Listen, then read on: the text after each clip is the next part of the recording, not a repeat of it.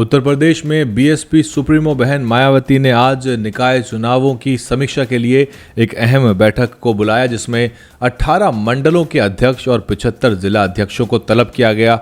आपको मालूम है कि उत्तर प्रदेश निकाय चुनावों में बीएसपी का प्रदर्शन चिंताजनक रहा है और आने वाले चुनावों को लेकर बहन मायावती ने एक तरह से चुनावी बिगुल फूंक दिया है। साथ ही साथ खबर ये थी कि कुछ बड़े बदलाव होंगे, लेकिन कुछ बड़े बदलाव या फिर कुछ बड़े फेरबदल नहीं हुए। किसी के ऊपर मोटे तौर पर इसकी गाज नहीं गिरी है। केवल प्रशांत गौतम, जो कि एक पूर्व मंडल के अध्यक्ष थे, उनको बहन मायावती ने मेरठ में निष्कासित किया। इसके अलावा बीजेपी और समाजवादी पार्टी पर साम दाम दंड भेद और घिनौने हथकंडे अपनाकर सरकारी मशीनरी के दुरुपयोग और गड़बड़ी के बड़े आरोप बहन मायावती ने लगाए हैं। इसके अलावा सीधे तौर पर बहन मायावती ने कहा है कि वोट हमारा राज तुम्हारा नहीं चलेगा और इसी आधार पर अब लोकसभा आम चुनाव के मद्देनज़र गांव-गांव जाकर और तेज़ करनी होगी बीएसपी को अपनी तैयारियां। साथ ही बहन मायावती ने कहा कि चुनौतियों को ध्यान में रखते हुए पार्टी संगठन में ज़रूरी सुधार किए, लेकिन क्या सुधार किए ये अभी तक पता नहीं चल पाया है। और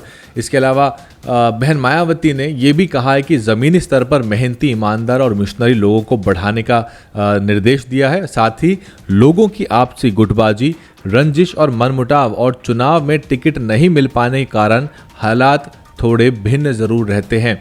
तो इस सब को भी बहन मायावती ने संज्ञान में लिया है, लेकिन कई ज़िलों में बहुत ज़्यादा दिक्कतें हैं। बहुत सारे जो लोग हैं, टिकटार्थी थे, वो नेताओं से नाराज़ हैं, ज़िला के लोगों से नाराज़ हैं, मंडल के लोगों से नाराज़ हैं।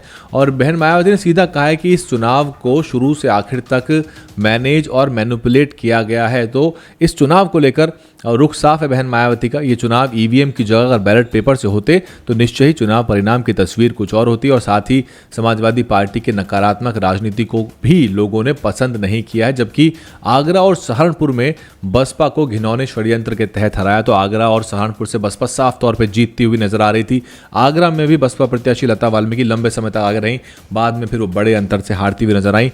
सहारनपुर में तो हार जीत का अंतर बहुत थोड़ा रहा है। तो ये क्विक अपडेट आज को क्या कुछ हुआ आपके लिए, और चर्चा लेके आएंगे, मेहमानों को बुलाएंगे और लोकसभा चुनाव को लेके बीएसपी क्या कुछ कर सकती है, सपा आरएलडी गठबंधन क्या होगा नहीं होगा, आगे चल के टूट जाएगा तो क्या नए समीकरण बनेंगे, इस सब को लेके आपसे चर्चा करेंगे। और इस पर भी नज़र बना के रखें कि क्या आने वाले दिनों में और नेताओं के ऊपर भी गाज गिर सकती है। आप देखते रहिए डीएन हिंदी, आपको सभी अपडेट से अवगत कराते रहेंगे। और अब आने वाले समय में देश भर में 3 राज्यों के जो चुनाव हैं उसको लेकर तैयारियां तेज़ होंगी।